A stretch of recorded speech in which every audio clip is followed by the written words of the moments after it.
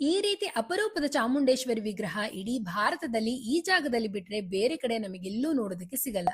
ಇದು ಶಿವಮೊಗ್ಗ ಜಿಲ್ಲೆ ಸಾಗರ ತಾಲೂಕು ಜೋಗದ ಹತ್ರ ಇರೋ ಏಕಶಿಲಾ ದ್ವಿಮುಖಿ ಚಾಮುಂಡೇಶ್ವರಿ ದೇವಾಲಯ.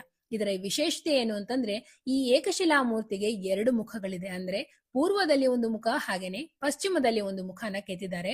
ಈ ವಿಗ್ರಹ ಸ್ಥಾಪನೆಯಾಗಿದ್ದು ಮೈಸೂರಿನ ಮಹಾರಾಜರಾಗಿದ್ದ ನಾಲ್ವಡಿ ಕೃಷ್ಣರಾಜ ಒಡೆಯರ್ ಅವರಿಂದ. ಜೋಗದ ಶರಾವತಿ ನದಿಯಿಂದ ವಿದ್ಯುತ್ ಉತ್ಪಾದಿಸೋ ಯೋಜನೆಯನ್ನ ಶುರು ಮಾಡ್ಬೇಕೋ ಬೇಡ್ವೋ ಅನ್ನೋ ದ್ವಂದ್ವದಲ್ಲಿ ಮಹಾರಾಜರಿರ್ತಾರೆ. ಈ ಗೊಂದಲಕ್ಕೆ ಪರಿಹಾರ ಸೂಚಿಸುವಂತೆ ತಮ್ಮ ಕುಲದೇವತೆಯಾದ ಶ್ರೀ ಚಾಮುಂಡೇಶ್ವರಿ ದೇವಿಯನ್ನ ಪ್ರಾರ್ಥಿಸಿ ನಿದ್ದೆಗೆ ಜಾರ್ತಾರೆ. ಅವರ ಕನಸಿನಲ್ಲಿ ದೇವಿ ಏಕಶಿಲೆಯ ದ್ವಿಮುಖ ದರ್ಶನ ನೀಡಿ ತನ್ನನ್ನ ಇದೇ ರೀತಿ ಒಂದೇ ಶಿಲೆಯಲ್ಲಿ ಕೆತ್ತಿಸಿ ಯೋಜನೆ ಕೈಗೊಳ್ಳೋ ಪ್ರದೇಶದಲ್ಲಿ ಪ್ರತಿಷ್ಠಾಪಿಸೋದಕ್ಕೆ ಹೇಳ್ತಾಳೆ. ಹಾಗೇನೆ ತಾನು ಈ ಯೋಜನೆನ ಯಶಸ್ವಿಯಾಗುವಂತೆ ನೋಡಿಕೊಳ್ತೀನಿ ಅನ್ನೋ ಅಭಯವನ್ನು ಕೂಡ ನೀಡ್ತಾಳೆ. ಇದು ಈ ದೇವಸ್ಥಾನದ ಹಿನ್ನೆಲೆ. ಪ್ರತಿದಿನ ಬೆಳಿಗ್ಗೆ 7:30ಯಿಂದ ರಾತ್ರಿ 8:30 ತನಕ ದೇವಸ್ಥಾನ ತೆರೆದಿರುತ್ತೆ. ಜೋಗ್ ಫಾಲ್ಸ್ ಇಂದ 2 ಕಿಲೋಮೀಟರ್ ದೂರದಲ್ಲಿದೆ. ಇಡೀ ರಾಜ್ಯಕ್ಕೆ ಬೆಳಕನ್ನ ನೀಡ್ತಾ ಎಲ್ಲರನ್ನ ರಕ್ಷಿಸ್ತಾ ಇರೋ ಈ ತಾಯಿಯನ್ನ ನಮ್ ಜೀವನದಲ್ಲಿ ಒಂದ್ಸಲನಾದ್ರೂ ನೋಡ್ಲೇಬೇಕು. ಜೋಗ್ ಫಾಲ್ಸ್ ಕಡೆ ಬಂದ್ರೆ ಈ ದೇವಸ್ಥಾನನ ವಿಸಿಟ್ ಮಾಡೋದನ್ನ ಮರಿಬೇಡಿ.